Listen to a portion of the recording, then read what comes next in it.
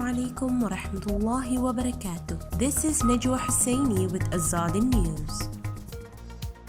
Burma approaching point of economic collapse, says UN report. Burmese ethnic division soften after coup.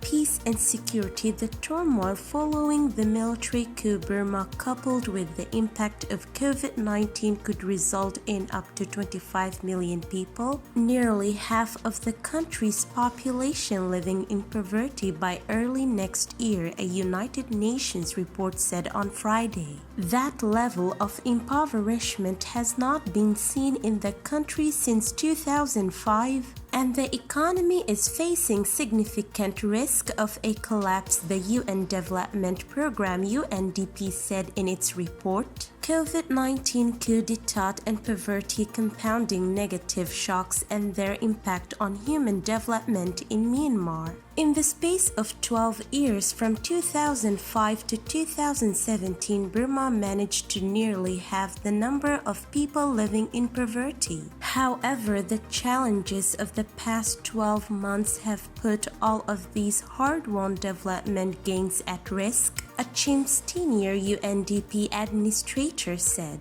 Without functioning democratic institutions, Myanmar faces a tragic and avoidable backslide towards levels of poverty not seen in a generation. The study also noted that as economic, health, and political crises affect people and communities differently, vulnerable groups are more likely to suffer, a fact particularly relevant for internally displaced persons (IDPs) and ethnic minorities, in a particular the Rohingya community.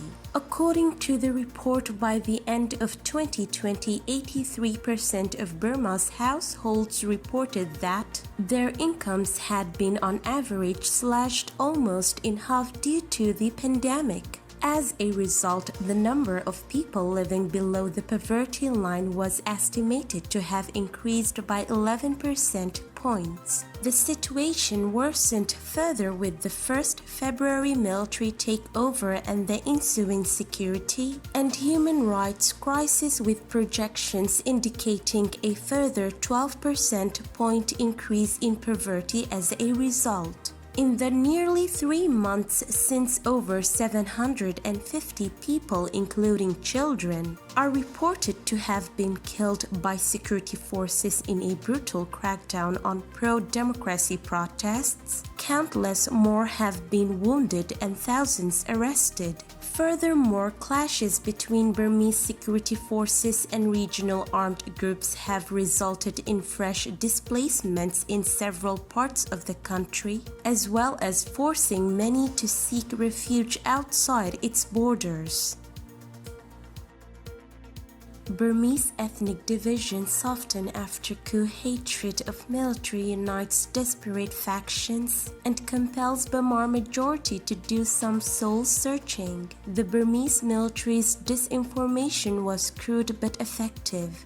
Army propagandist claimed an ethnic group called the Rohingya was burning down its own villages and wanted to swamp Buddhist majority Burma with Islamic hordes. The Rohingya were spinning tall tales, the military said in 2017, about soldiers committing mass rape and murder. The truth that troops were waging genocidal operations against Burma's ethnic minorities was perhaps too shocking for some members of the country's Burma ethnic majority to contemplate. But as Burmese military seized power this year and killed more than 750 civilians, Sandamoy, an elementary school teacher, realized that the decades of persecution suffered by the Rohingya and other minorities was real after all. After the coup, I saw soldiers and police killing and torturing people in the cities, she said. Then I started to feel empathy for Rohingya and ethnic people who have been suffering worse than us for many years. The Burma majority's most visible resistance to the February 1st putsch has come in the form of mass protests, civil disobedience, worker strikes, and even the tentative beginnings of an armed struggle.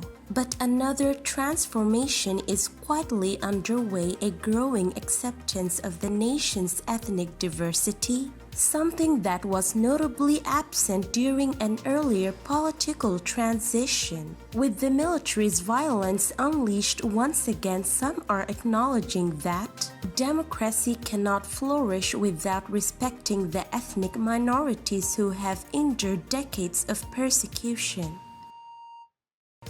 This is today's news. To get more updates about Rohingya, subscribe to our YouTube channel and hit the notification bell. Visit our website azaditvnews.com and follow our social media accounts. Wassalamu alaikum wa rahmatullahi wa barakatuh.